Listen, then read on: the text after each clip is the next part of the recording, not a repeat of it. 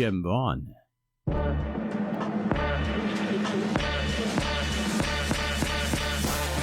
Ladies and gentlemen, you're now tuned into Chat City with P. Ross.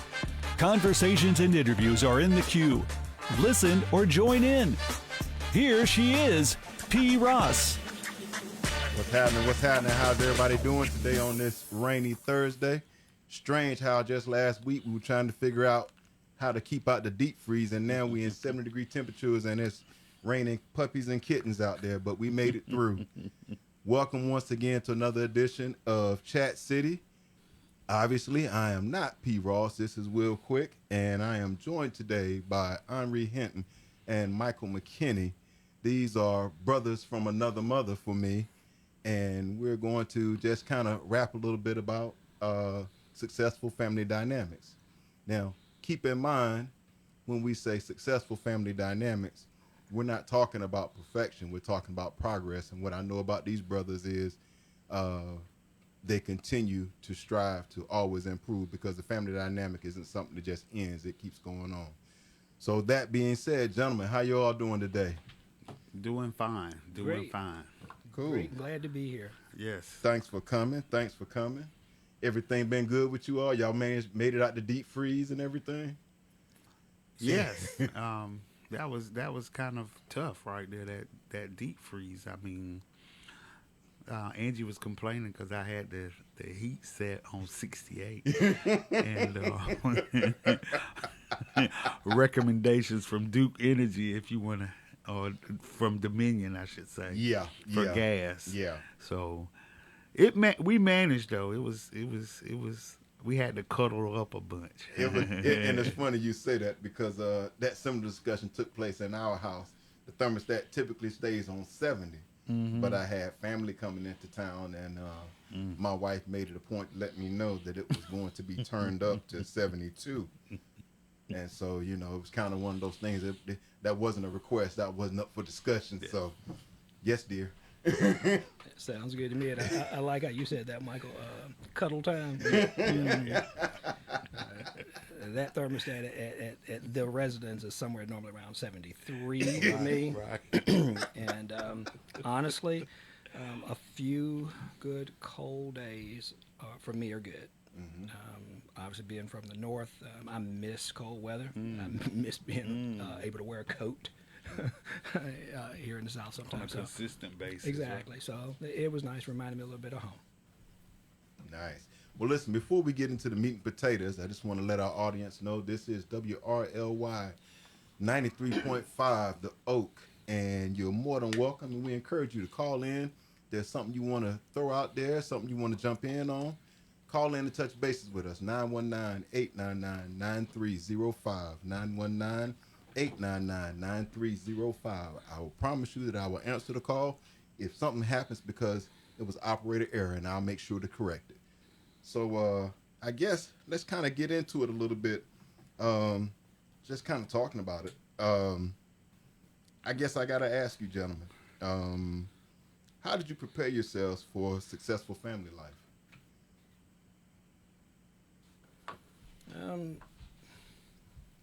That's a good question. How did you prepare yourself? I guess, as well as could be expected, it was, for me, looking at different family dynamics, positive role models and things like that, learning for myself things that that you like, don't like, work for you, won't work for you. Those two equal lessons, what to do and what not to do. Mm-hmm. Mine and the people can teach you both. Exactly. Yeah. and both of them are equally valuable. Absolutely. And so you sort of look at those things, internalize what you can, and I guess in a way force yourself to grow on those. Yeah. Force yourself to grow on those things. Mm-hmm. And I agree with Henri, because it's not really something that you can prepare for. Mm-hmm. You can have strategies on how to get things done, but as far as preparing, it was like Henri said too, positive role models that I seen. Because for me, I was much older when I got married, so and I'm so glad that I didn't get married early because it would have been a different thing. Right. But because I did when I did, and I had so many family members that were, successful marriages. At that time, maybe 15, 20, 30 years Wow. of marriage. You realize how blessed that was? Because a lot of people you talk to, Yes. particularly in certain demographics, that's not the rule. Yes. And I can say my great grandparents were the same way because all of my aunts were married. Okay. And when you seen them, you seen their husband. Or Nice. when their husband was there, you seen them, so. That's cool. Now, just to kind of give folks a little bit of context, that again, there's no check boxes for successful family dynamic, but we're gonna check some boxes right now. The both of you gentlemen are 20 plus years married. Is that fair to say? Yes. Yeah, that's fair to say. Yeah, I'm not gonna get into a whole bunch of detail with that. Interestingly enough, both of you have 2 children. Yes. Both of you have a boy. Your children dynamics are a boy and a girl. Yeah. Are your kids out of the house and gainfully employed, got their own spot and everything? Oh yeah. Oh man, you already. Well, I can say. So y'all are empty nesters. Yes, I'm an empty nester Yes. too. Yes, So- I like that. Checking that There box. you go. There So you go. from that perspective right there, if you want to try to, just quantify it, I suppose. Yeah, it is right there. But Well, I'll say this. I don't know how Henri feel about boys versus girls. It seems to me that our girls tend to listen more than our boys. And I say that for the simple reason that my daughter has, from the information that I provided to her at a young age, has capitalized on it much more greater than my son. right. So, they grew up in the same household, got the same things. But, it seems when it came to application, one understood the application, or it came easier for one than the other. Right. Well, I mean, that story's not done being written either, so. No, Yeah. exactly. So, it's for both of them to follow the same template on the same timetable and whatnot, that would be hugely uncommon. You're right. You're right. Yeah, I agree with that. One of the things is, and you're right, they do grow up in the same household. They have got the same parents. They've got the same upbringing, same school, same this, same that, same all of it. One of the things, though, is, but they are not the same. They are. You're right. Part of us is learning that they are not the same. Reaching them is not the same. Teaching them is not the same. And we could do one of 2 things. I'm talking about me and my household. We could do one of 2 things. Either I could be who I am and you're going to conform to this or that, or I could learn who you are and help conform to how you need to process things I'm trying to get you to get, and then sit and look if it works. And then just like the rest of it too, you can do all that planting, right? And you're hoping that there's some watering going on. But a certain part of it is just them being themselves and self-identification and things like that. I'm having a flashback in my head just a little bit. It was about having an afro in school. And, Yeah, that might be. I wanted your flashback as far back as mine. It could go back there. Let's not harp on that part. you see where he took that? Immediately. We'll just turn right. He got a car and turn right. Listen, I never said we weren't gonna have some fun with it. Some of it is us laughing with each other. Some of it maybe not so much. On air, man. But I'm getting at that. My mom really looked at an afro as rebellion. It's like you're always supposed to get a haircut. I mean, why is your hair so long? What's wrong with you? What are you doing? And then we wore clothes that were different. Our shoes were different because back then guys were wearing heels. Yeah. And Stacks. we wore heels. Butterfly collars. Exactly. What's wrong with you? Yeah. So when I look back at myself, right, and going through those things, and I look at what they go through, the baggy period, and for a girl it's the piercing and lipstick and fingernail polish period, and the tattoos is like. Well, I didn't have to deal a lot with that. Really? Coming up, that was kind of later. That was later after college, and it was only my son that was even interested in that. And that was a football thing that I think is, all the football players were doing, and I want to fit in. Yeah. And I'm like, okay, I understand that, but after you fit in here, there are going to be other places too. What are you going to do to fit in there? Right. So just be mindful that your fitting in has to be about you, not what you're trying to fit into all the time. But anyway, that's all I'm getting at. It's just for me, it was just learning who they are. That was helpful for me and was fun. Learning who they are is fun. It's funny you make that point because you talk with a lot of parents. I don't want to say it's not their focus, but the discussion about adapting to the children nowadays is kind of frowned upon because, you come up during an age, even, I'm sure we probably all heard, do as I say, not as I do. But we also hear the same thing. I don't pay attention to what you say. I pay attention to what you do. So you have to be real careful about the examples that you set. And given that we're the adults, and they're the children.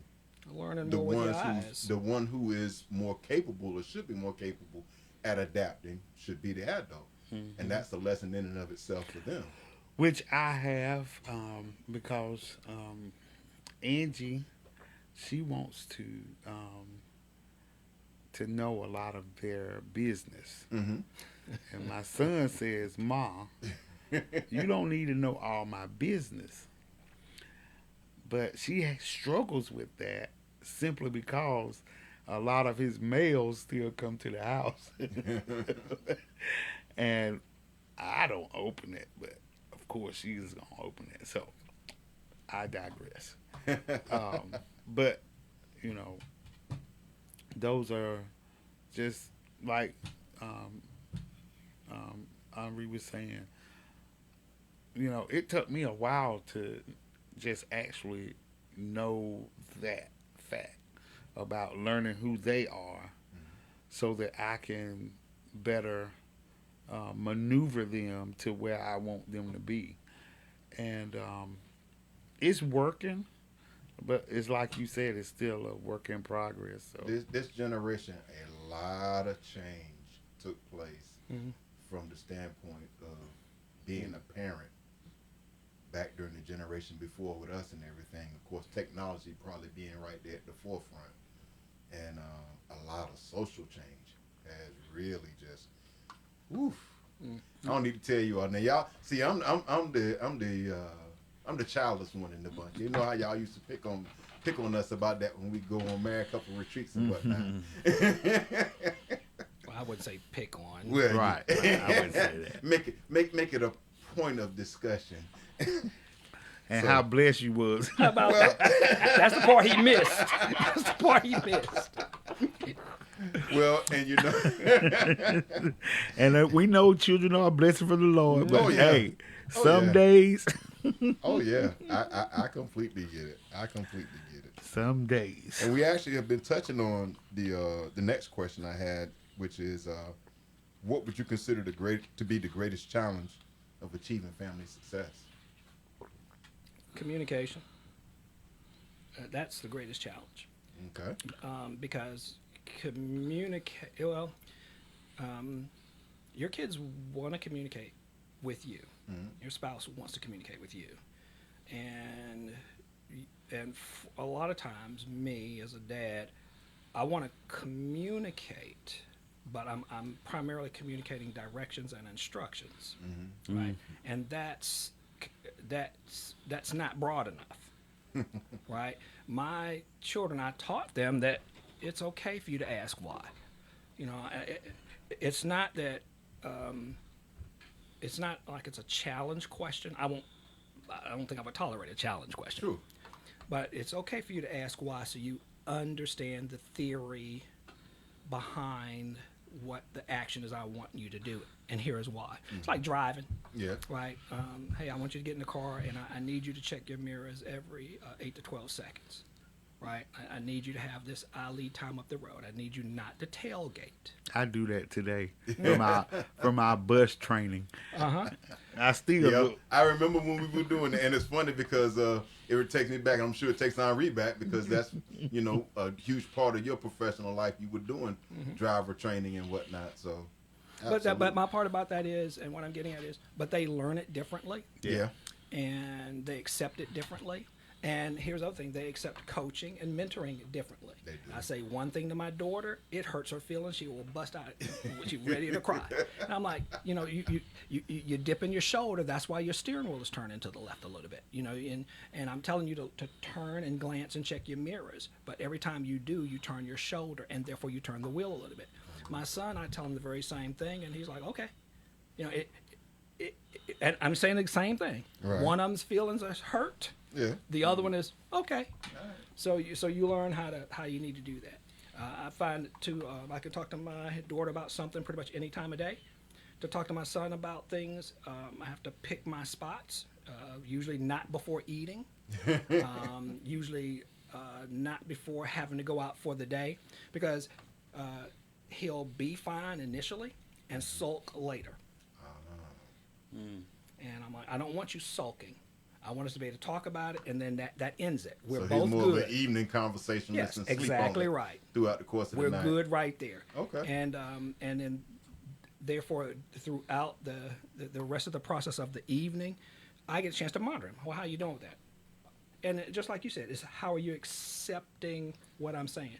And I'm willing to talk about it, right? So it's not a directive or an order, as much as it is I'm trying to convey something to you for your good. Coming from me. Now here's page 3, 4, and 5. The very next thing that happens, you will, or you, Mike, right, tell him the same thing. He accepts it fine now. Right. It's perfectly good coming from you two guys. And I'm like, man, I just said that last night. But sometimes that's what they need also. Well, it's funny that you mentioned that in the event, because I was going to speak on the village component of that. Now, you're originally from this area, aren't you, Mike? Yes. Obviously, you said you're from up north. Washington, D.C. Washington, D.C. So you come down here. How much family did you have? I mean, I think probably it really started changing a lot in our generation, where you started seeing children going off and not staying, close by the home, close by their village that they grew up in. So how does that factor in with you probably having more family around versus you, Henri, not having as much family around? Well, we that's a great help, just having family around. Right. So I mean, as far as us, as it goes for us, my wife's grandmother was the children's first babysitter. Yep. So it started at birth for them. So, but I know it was a little different. Well, yes and no. My wife's family are Carolinians. Right. Yeah, that's right. Oh, Yeah. okay, that's right. So Yeah. I moved here. She did. Right. The other part of it is my mom was born in Rocky Mount. I was gonna say born and raised, but at a certain age, mom, grandma, and her family all moved to Durham, and so I have my mom has 4 sisters. So it's my mom and all my aunts. Oh, good. And so there's family now. They, for the most part, all of them went north too, on my side of the family, except for one. One aunt stayed local, and of course, grandma was local until she passed. So we had that, and then my wife's side of the family for the kids. So that was a good thing for us to have that type of village. But the other part of it is, you know, you guys, and I know you don't think of it that way, and it's not an overnight thing. It happens later. But you guys become extensions of our family. Right. And you become extensions of our family and important pieces, because you guys convey the same things that we're conveying, and we get to watch how you do it, and so do the children, and we get to see how it's accepted the way you say it. And so sometimes we learn, oh, okay, I can temper that a little bit because I've got support in saying this. Absolutely. So I don't have to be as hard as I thought I need to. I can temper it a little bit because you guys are saying the same thing. Sure. Yeah, because my son, even to this day, he hear more that Uncle Kevin say than Daddy say. But we generally be saying the same thing. Yeah. You know, so... And it wasn't always that way, Mike. Sorry for cutting you off. It wasn't always that way. When they come up, they're all into what Daddy says. But there's that point, there's that line, and I'm not sure where exactly it happens. I do remember telling both my kids at 15 that y'all should just go ahead out into the world, because at this age, y'all know everything. Everything. 15, I can't tell you anything. They were smart to go do it. They know everything. Everything more than anybody walking. But what I'm saying is, though, for those stages of life, you know, if I stopped walking, my daughter bumped into my leg. If I stopped walking, my son bumped into my leg, because they're right there on you. Everything about you is thirst for them. They want to see everything. They want to know everything. They want to do it. From take me to work day to I want to go grocery shopping with you, to let me ride your motorcycle with you, to I want to go fishing with you, to whatever it is. They want to do everything. And then as they there's that part, and then they start branching off into their friends, and then they're going into their own realm. I suspect they're gonna come back around, though. This whole thing can be very cyclical and whatnot. Yeah. And they have. Yeah. Yep. So I suspect they'll come back around. So, what would your current self tell your younger self about growing and leading a family? Listen to your parents. Did you say that out loud? Now this is your reason, current self telling your older self, not you telling your kids. Right.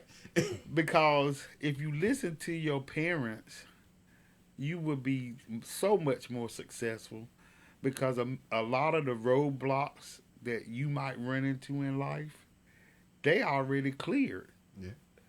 So for you not to want to listen, and it's like a deja vu moment for me, because I'm trying to tell my son those kinds of things now.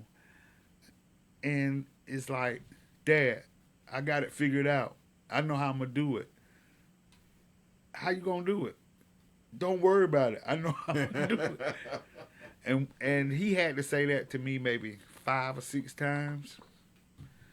And I stopped worrying about it. And it's like, you know, you want a bird to fly, but you want to help them every time they get stuck. Yeah. And you can't do that. You know, you got to let them fly. You got to let them fall. Because if they don't never fall, they never learn how to fly. So I'm going to tell you, though, I can, again, imagine, and I get a little bit of this looking at my nieces and nephews who are now in their 30s and 40s. I was like, wow.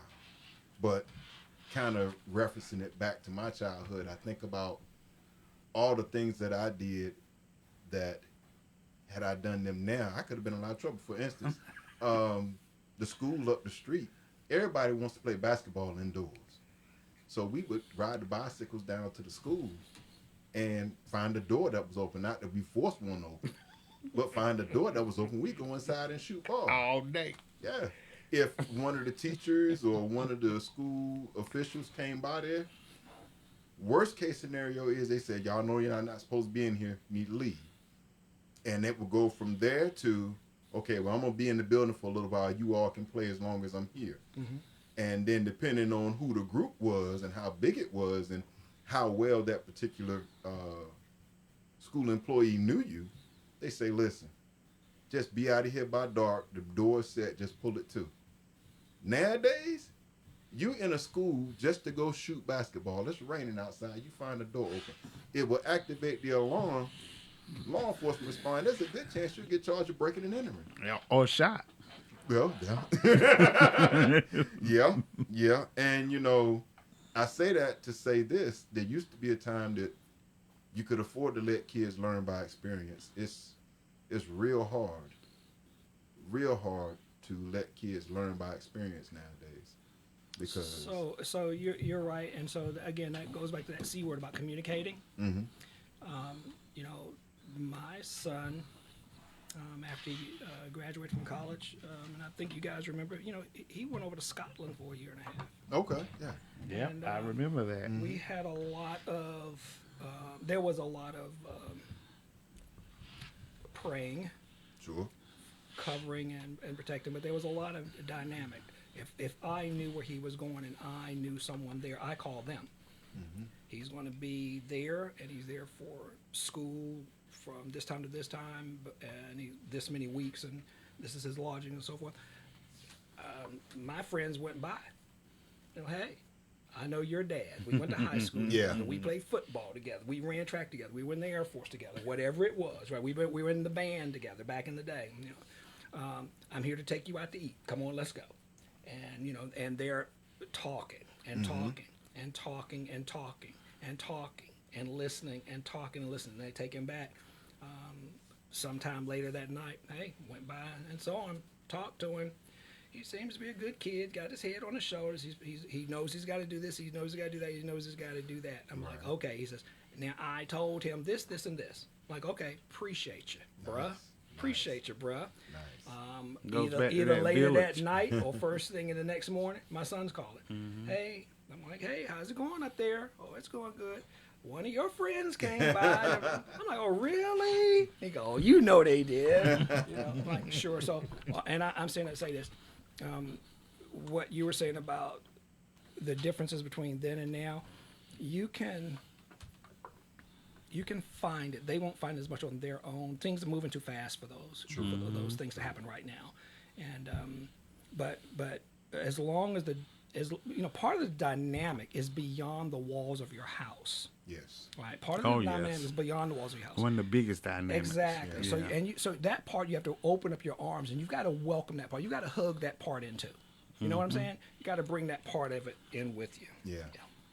It's you as the parents, you're basically like the safety net. You don't want them operating without a net, but now it's even harder to be that net and let them grow, like you said, and experience and learn some things. Yeah. As long as they understand, like Michael's saying, you want the bird to fly, right? But I'm the wind beneath your wings. I want you to fly too. Right. Right. So keep that in mind. I'm not against you. Yeah. I'm not trying to for hold you. you back. Right. Right. I'm not trying to hold you down. I'm trying to help you up. Okay. But I do it sort of with a safety net from experiences that I've had that you don't need to go through to understand the lesson I can already tell you My about. point exactly. The My dangers point. and pitfalls of this or that. And of course, what they're saying is because so much has changed from when we were their age to now. Like, well, you couldn't have possibly have gone through this because we didn't have that back then. You didn't have that back then. But look, I say this. Yeah, and a speeding ticket then cost $200 and some dollars. Exactly right. True. You know, I like that one.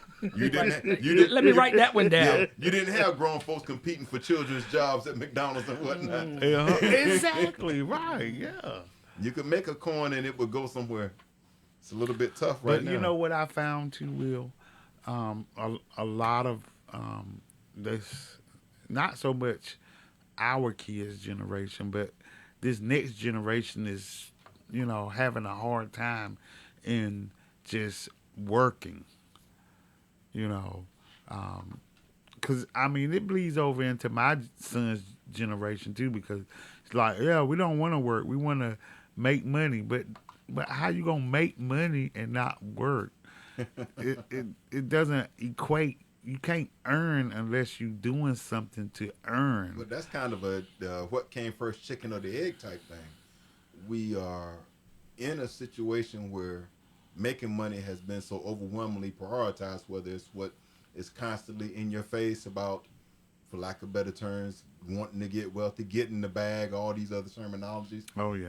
But at the same time, the traditional work environment is constantly trying to find a way to fatten the profit margin on the backs of cutting costs. And the number one cost is always going to be labor. I was talking with someone today that they work from home, has done a lot of training and developing young person. I say young, late 20s, early 30s, and had no clue. Got the word, they just got laid off.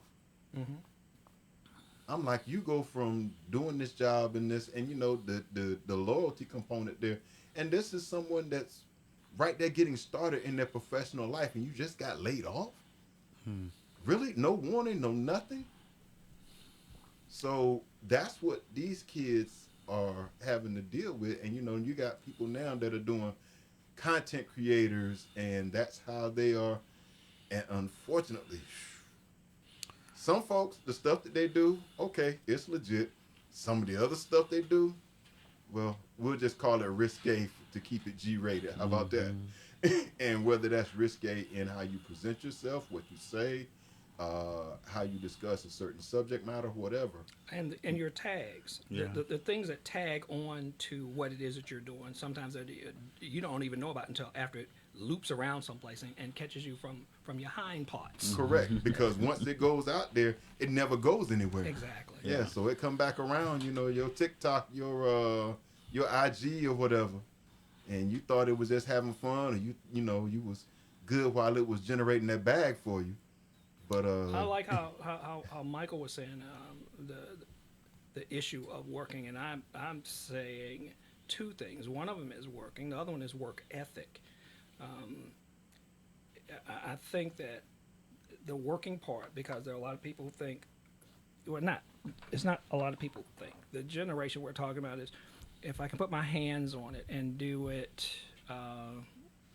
here, then I'm working.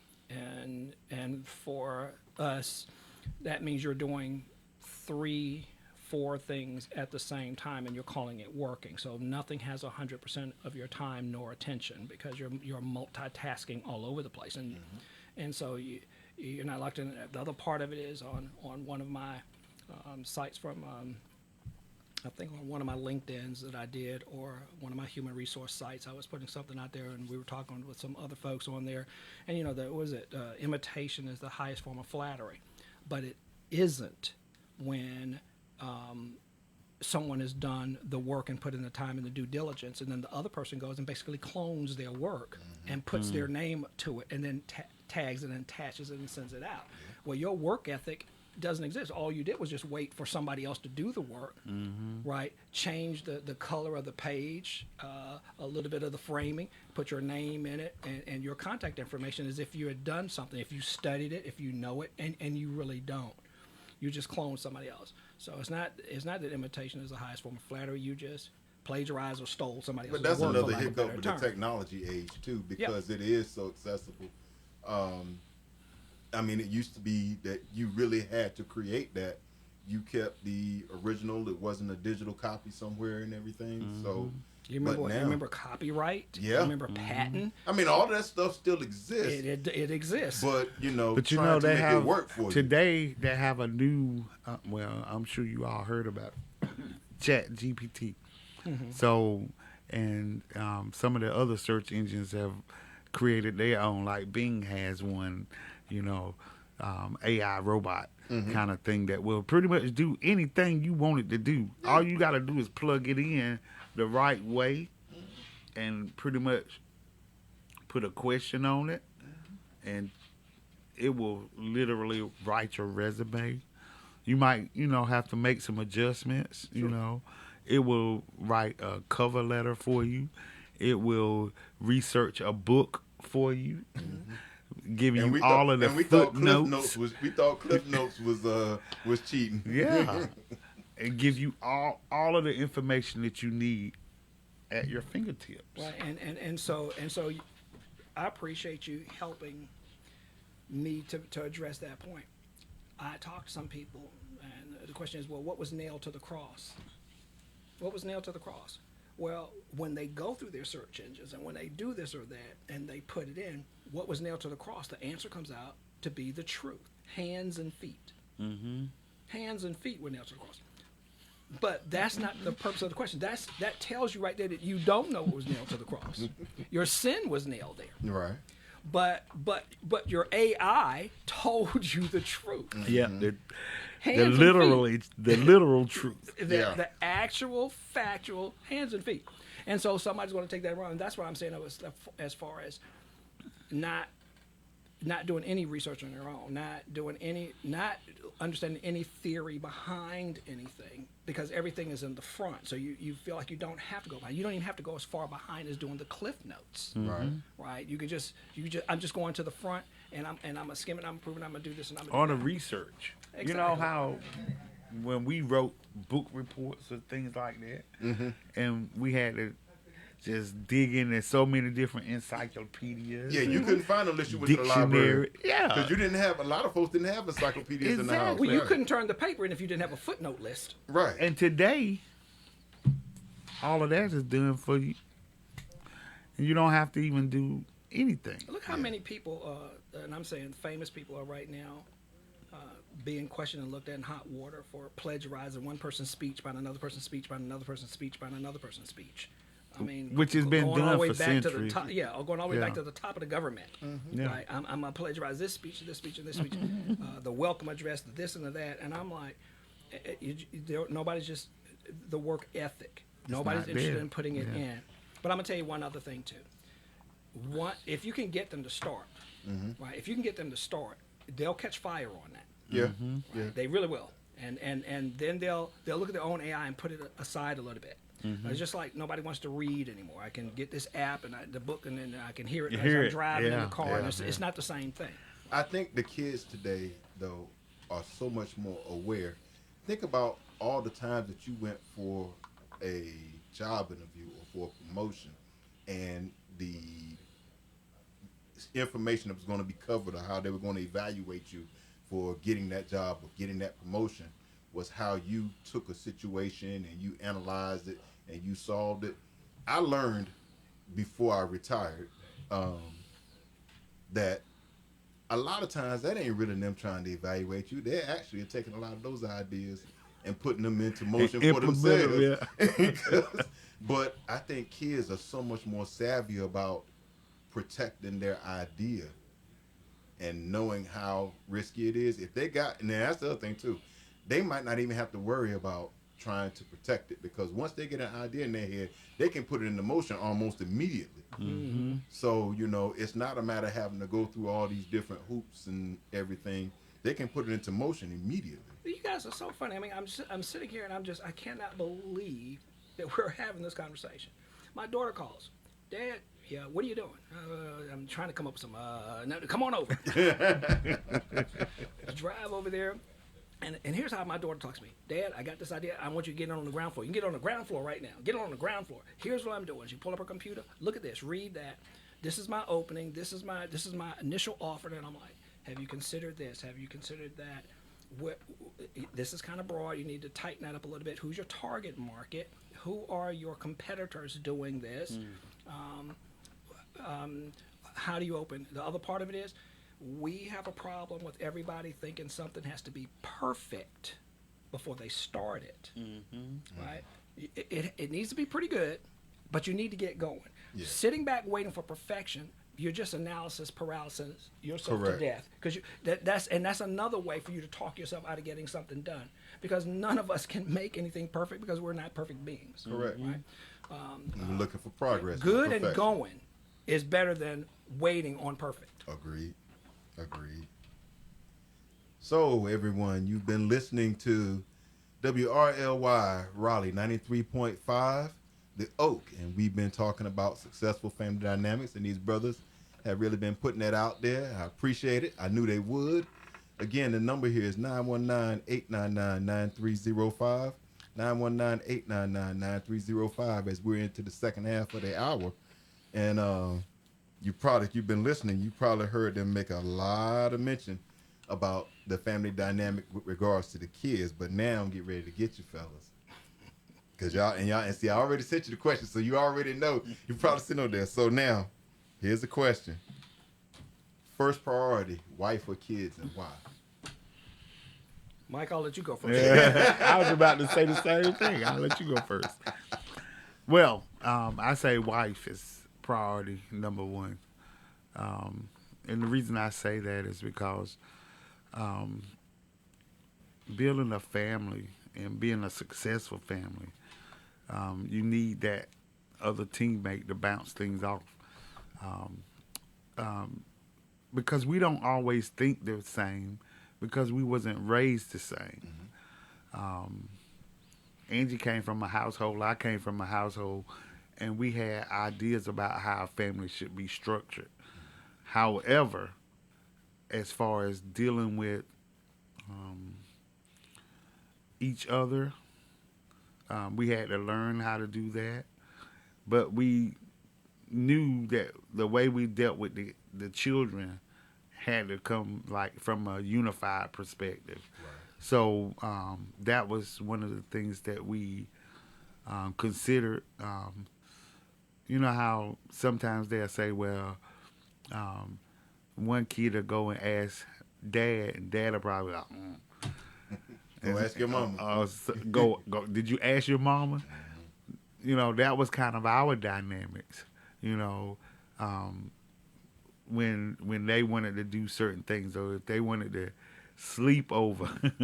For me, because I came from that big family, it was no big deal. But for her, she came from a big family too, but it was not as close knit, and that was always a struggle for her. So I would always say, well, what'd your mama say? And if she said no, my answer's got to be no. Right. You know, I cannot go against my teammate. But, I mean, it also leaves an opportunity in the moment. It could be a maybe to be able to go back and have a discussion with your spouse. Correct. About their perspective. I agree. And then there may be, I so, agree. you know. I agree. And once again, that's about the progress piece. Because, you know, I think everybody, well, I shouldn't say that. For me, particularly where there's the work environment or home environment, as much as I can, I want to say yes, because I know yes is a term that most people feel good about. No is a term that most people don't like. And if you're coming to me, whether it's at work or at home, for an answer on something, then I already know what your preference is going to be. So if there's any way I can find a way to say yes, then I will. And I hope that the maybes are limited, and I hope I don't have to say no very much. But to your point about the wife being the priority, the relationship, you already know what the answer is going to be, chances are, 9 times out of 10. So, like you said, being on the same page, reading off the same sheet of music. And the kids know too, but they just trying to catch you on the slip. Yeah. A weak spot, looking for a chink in your armor. There you go. And I agree with you. I think people hear the question a lot of times, and it's misinterpreted. You know, I think what a lot of men think when they hear that question, choose this or choose that, the scenario is somebody's drowning in the water and you got to go in and save one. That's not the scenario of the question. No. The question is about what do you choose in the scope, the broad scope of the family dynamic. If you're not choosing your partner first so that whatever the concern or issue is, you go into armed and together, right? Then you've hurt your own opportunity for success on a larger scale. Yeah, I like saying no. And so therefore we have a balance. She likes saying yes. I like saying no. My no. And see, we just the opposite. I like saying yes, and she loves saying no. Don't even ask. No. But here's what it does for us. When she says yes, whatever it is gone. They take yes and fly. I say no. And no means now we have to have a discussion. No means now we have to have a talk. They're trying to convince me, And I'm trying to understand what's behind or the layers of whatever it is that you're after. Right. What are the layers behind whatever it is that you're after? And so that I can understand it. My kids got the old, you know what, you go to this or you go to that and something's not going on that I would disapprove of, right? And you rode with this person or that person, you can decide to ride back with them. That's all on you. Your curfew is the same. You know, I'm not going to change. I don't want to hear that person decided they couldn't leave on time or whatever. And you can't call me when your curfew is up and then tell me there's a problem. Because your curfew meant not for you to be headed back. Your curfew meant for you to be back. Be back. So here is how I can help you. Regardless of what's going on, regardless of where it is, you can always call me. And when you do, you have to give me enough time to get to you and get you back before your curfew is up. Right. That's a demand. Yeah. And what I like about knowing it, the deliberate driver that you are, I'm not speeding to get you back home. So. I'm not coming for you. But the thing about it is, you get back.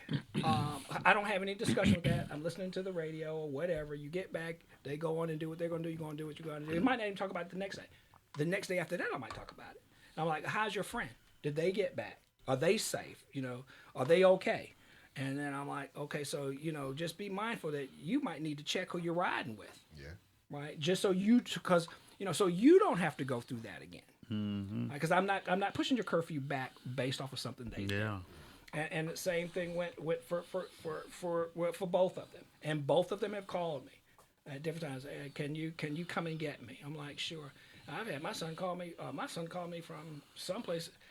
I'm not even going to mention the name of the school where they were having some kind of dance there.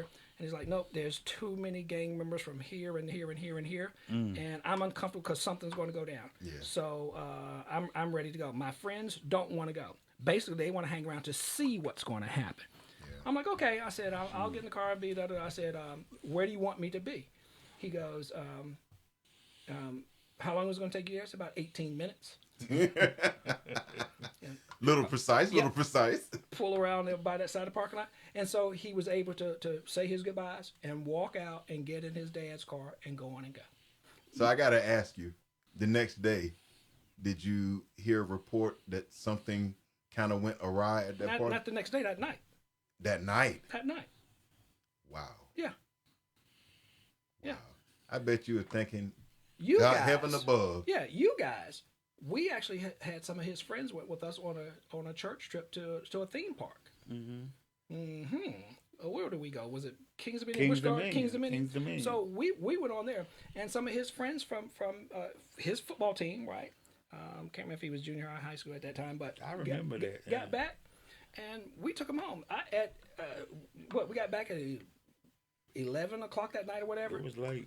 Took those kids home. 2 o'clock in the morning, I get a phone call. Answer. I answer. Hello. Oh, yeah. We're wondering, is there any problem with the bus or something? And are y'all headed back? What do you mean headed back? Yeah.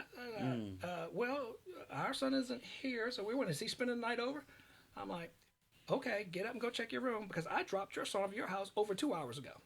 I watched him walk in. You know what that young man did? He walked in the front and he walked out the back. Wow. Wow.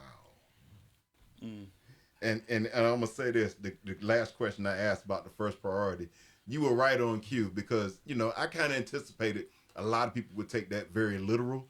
So I appreciate the fact you came in right on cue, and it was like, okay, well let's get some context on this. So I appreciate that. I expected it. So that's what's up. So how do those conversations go with the wife when one says yes and the other says no? I usually give in. To be honest with you. Let's see. How many songs is it out there like that? It's cheaper to keeper.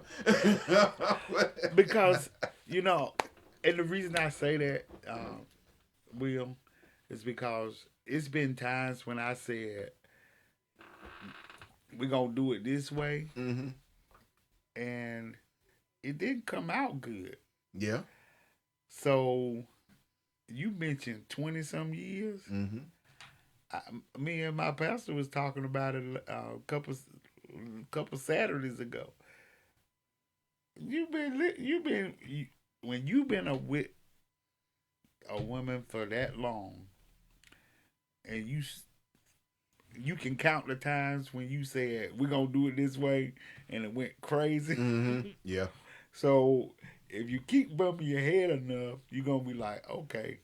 So now, when she second guess something, now it depends on because I usually deal with the financial aspect of our family and stuff. So if it's something, certain things, and she push against it today, I'm like, okay, I got my answer real quick because I have made that move, and when I made that move, it was not a good move. But Miss Celia said, I just sit back and see what. And I'm not saying that every move that she made, every move that she made was right. Right.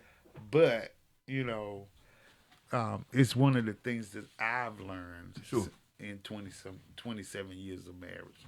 For me, Michael, I've found that I'm like, okay, I'm the head of this house. The buck stops with me. Mm-hmm.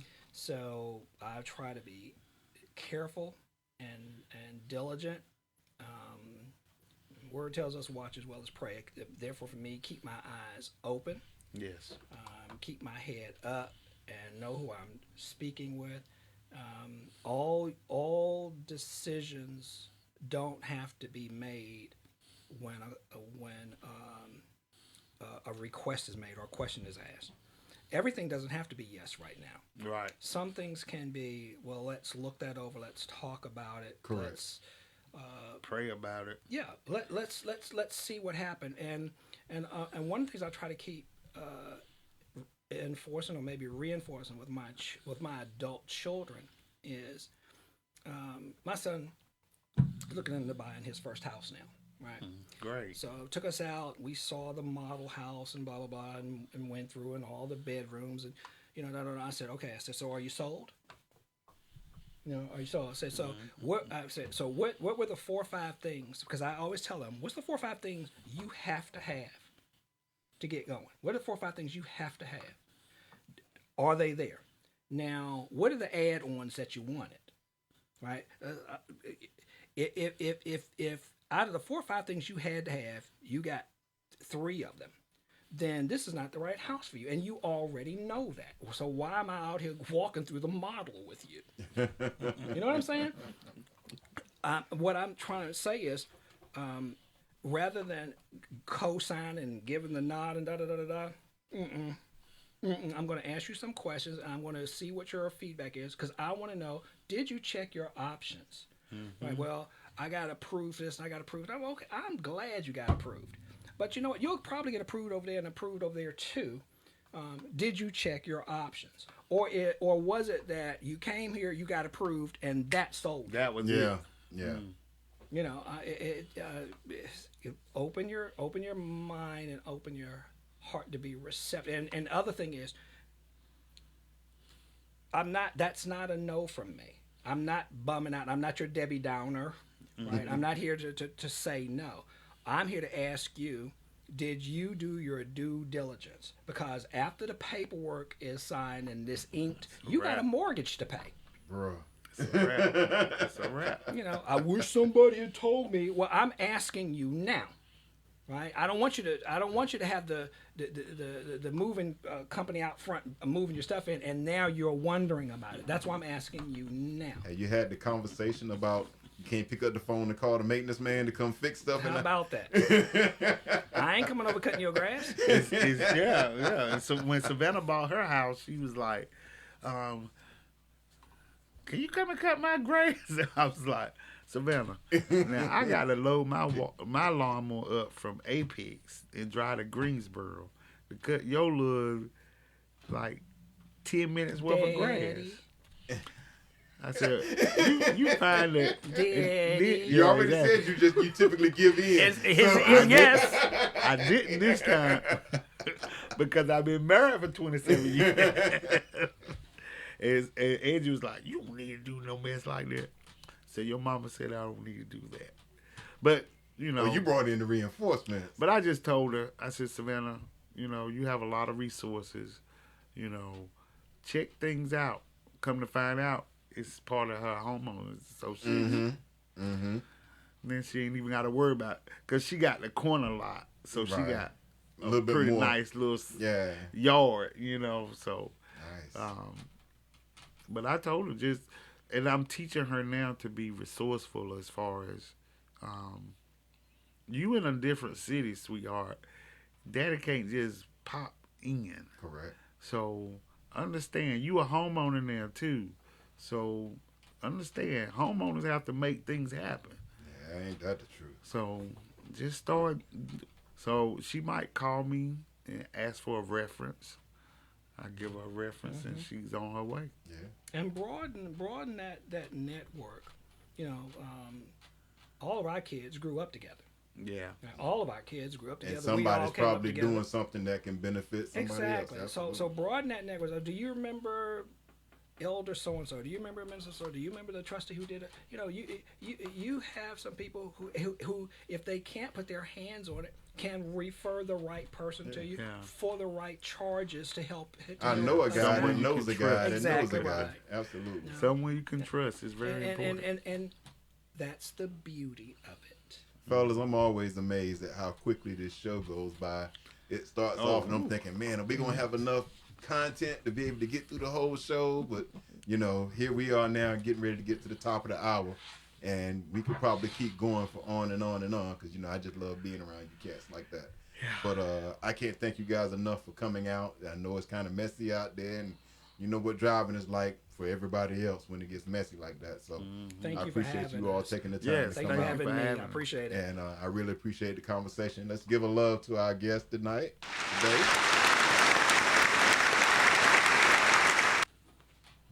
All right, fellas. Well, this is Chat City, finishing up with another episode with our guest Henri Hinton and Michael McKinney. Thank you for your time. Thank you for your insight. Thank you for sharing. Hate we didn't get a phone call, but maybe somebody got something beneficial out of it. If nothing else, just a bald head laugh, right?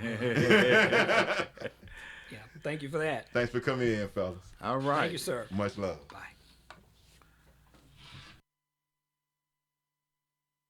Ladies and gentlemen,